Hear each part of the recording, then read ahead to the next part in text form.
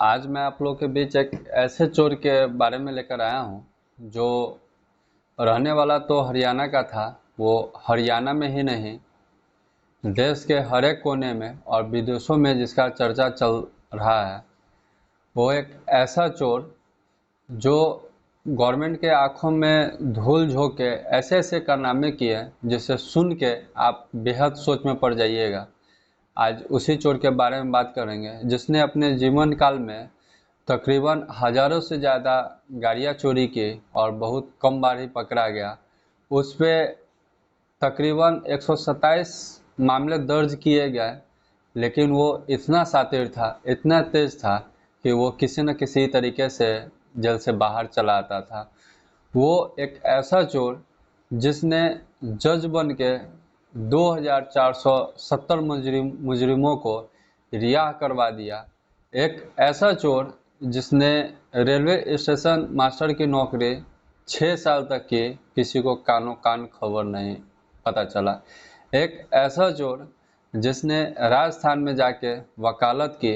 एक ऐसा चोर जिसने पटियाला के हाई कोर्ट में जाके जज के साथ काम किया। आज मैं ऐसे चोर की जिक्र करने वाला हूँ। नमस्कार, आदाब, सत श्री अकाल। मैं प्रभात, मैं आप लोग के बीच एक ऐसे चोर के बारे में जिक्र करने जा रहा हूँ जिसे भारत के हर एक कोने में जिसकी चर्चा कभी न कभी चली है और देश के बाहर भी इसकी चर्चा चली है कि गवर्नमेंट के नज़रों में कैसे धूल झोंकते रहा और गवर्नमेंट इसे पकड़ नहीं पाया। चलिए आज उसी के बारे में जिक्र करेंगे। इसके साथ एक सिलसिला, एक वाक़या हुआ था कि इसे एक दिल्ली कोर्ट में हाजिर किया गया था और जज साहब इसे देखते ही बोले कि तुम चले जाओ मेरे नज़र के सामने से। तो ये बाहर गया और एक चाय के टपरी पे जाके 2 सिपाहियों के साथ चाय पी और इसके बाद दोनों सिपाही को बोला कि तुम ही अपने दफ्तर चले जाओ, मैं भी अपने घर जाता हूँ। और वहाँ से वो चला जाता है। फिर इधर जज साहब की सुनवाई होने के बाद फिर इसका जब नंबर आता है तो जज साहब अंदर से आवाज़ आती है कि धनी राम हाजिर हो। तो ये दोनों पुलिस वाले इसे लेके बाहर में थे, उसके पास आवाज़ जा नहीं पाती है। तो अंदर में जो पुलिस वाले होते हैं वो दौड़ कर जाते हैं इसके पास और पुलिस वाले को बोलते हैं कि तुम्हारे मुजरिम कहाँ है, तुम्हारे मुजरिम का बुलाहट है। तो वो दोनों पुलिस वाले बोलते हैं कि उन्होंने बोला था उसे छोड़ देने के लिए, हमने तो छोड़ दिया। फिर ये दोनों पुलिस वाले जज साहब के पास खड़ा होते हैं और जज साहब को बोलते हैं कि आपने बोला था छोड़ देने के लिए, हमने उसे छोड़ दिया, वो चला गया। तो जज साहब बोलते हैं कि हम तुमको बोले थे उसको रोक के रखने के लिए, उसका बाद में हम सुनवाई करते हैं और तुमने उसे छोड़ दिया। तो उस पुलिस वाले के साथ क्या हुआ होगा आप लोग समझ ही सकते हैं। इसका कहानी दरअसल चालू होता है, इसका जन्म हरियाणा के भिवानी में 1938 में हुआ और इसने अच्छी खासी पढ़ाई लिखाई की। रोहतक से इसने ग्रेजुएशन की अपनी पढ़ाई कंप्लीट की 1964 में। और फिर उस टाइम में ग्रेजुएशन करना काफ़ी बड़ी बात थी। अगर ये चाहता उस टाइम में कोई भी सरकारी नौकरी करना तो इसे इजीली तरीके से मिल जाता, क्योंकि 1964 के दौर में ग्रेजुएशन करना आम बात नहीं थी। लेकिन इन्होंने नौकरी करना सही नहीं समझा और ये ARTO ऑफिस के पास चले गए और वहाँ पे कागजातों की बारीकी से जांच की और उसको सीखी अच्छे तरीके से, कागज़ किस तरह से बनाया जाता है, किस भाषा में किस तरीके से इसे कोड किया जाता है। क्योंकि आप लोग भी कभी RTO ऑफिस गए होइएगा तो देखे होइएगा वहाँ के कर्मचारी के अलावा कुछ दलाल बैठे होते हैं जो पेपर का काम वगैरह करते हैं, जो बिचौलिया होते हैं। वो पेपर वगैरह बनाते हैं और आपको अगर पेपर बना के देते हैं तो उसके बदले पैसे लेते हैं। तो ये RTO ऑफिस जा के इसे इतना समझ में आ गया कि पेपर कोई भी गाड़ी के कैसे बनाए जाते हैं, कैसे नकल किया जा सकता है, कैसे किसी को लेटर भेजा जा सकता है, ये सब कुछ यहाँ से सीख लेते हैं। और सीखने के बाद कुछ गाड़ियों की ये चोरी करते हैं और उसे बेच देते हैं। तो उस बीच में इन पे एक केस भी होता है लेकिन फिर वहाँ से वो निकल जाते हैं, क्योंकि ये इतने चालाक थे और इतने समझदार थे कि इनको पता है रहता है कि इसे किस मामला से कैसे निकला जा सकता है, क्योंकि ये वहीं पे बैठते थे। फिर ये 1968 में एक रेलवे के नाम से एक पत्र इशू करवाते हैं और वहाँ पे अपने आप को रेलवे स्टेशन मास्टर के पद पर नियुक्त करवाते हैं, जो फर्जी पत्र होता है।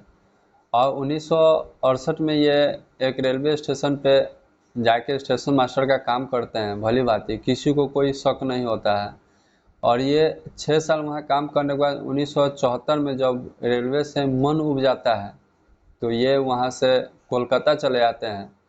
और कोलकाता आने के बाद वहाँ पे ये कुछ पढ़ाई करते हैं, राइटिंग का कोर्स करते हैं, वकालत करते हैं और ग्राफोलॉजी का ये कोर्स करते हैं। ग्राफोलॉजी वो कोर्स होता है जिसे प्रशासन के या सरकार के उच्च अधिकारी ही इसे पढ़ते हैं। और वैसे तो पढ़ने के लिए सब पढ़ते हैं, लेकिन ये उन्हीं लोग को काम आता है ग्राफोलॉजी, क्योंकि इसमें कोडिंग भाषा का पढ़ाई इसमें किया जाता है, जो CBI IB और बड़े बड़े ऑफिसर इसका इस्तेमाल करते हैं, प्रशासन के लोग इस्तेमाल करते हैं। ये उस चीज़ का कोर्स करता है। फिर उसके बाद कोर्स कंप्लीट होने के बाद ये राजस्थान आता है और राजस्थान आके 3 साल कोर्ट में वकालत करता है।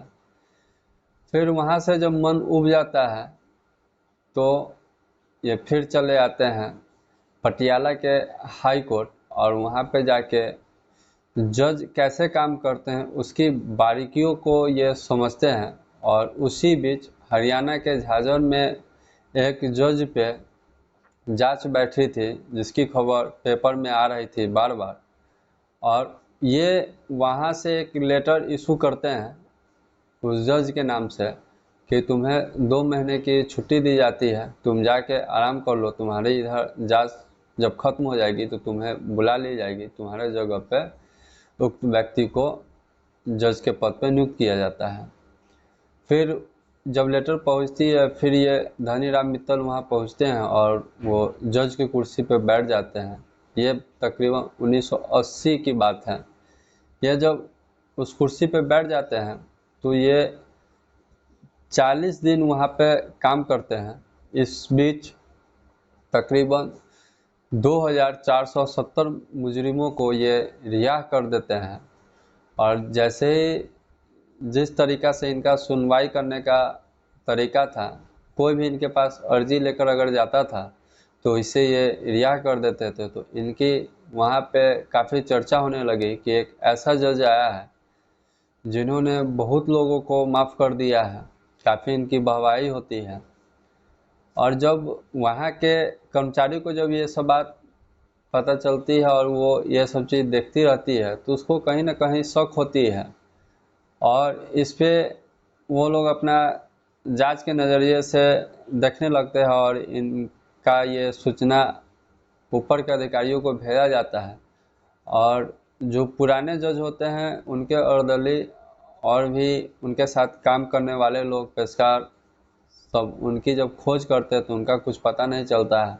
ये लोग समझ नहीं पाते हैं कि वो अचानक ऐसे चले गएंगे, फिर वो नज़र नहीं आ रहा है। जब ये हरियाणा पंजाब के हाई कोर्ट जब ये बात पहुंचती है तो वहाँ के रजिस्ट्रार से जब ये बात पूछी जाती है कि उसका ट्रांसफ़र कब किया गया या कौन है, तो रजिस्ट्रार ऑफिस के जो अफसर होते हैं वो बोलते हैं कि ऐसा तो हमने कभी लेटर इशू किया ही नहीं।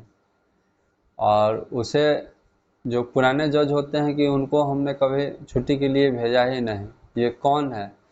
जैसे ये जांच चलती रहती है तो ये वहाँ से भाग जाते हैं, लेकिन फिर कुछ दिनों के बाद इन्हें गिरफ्तार किया जाता है।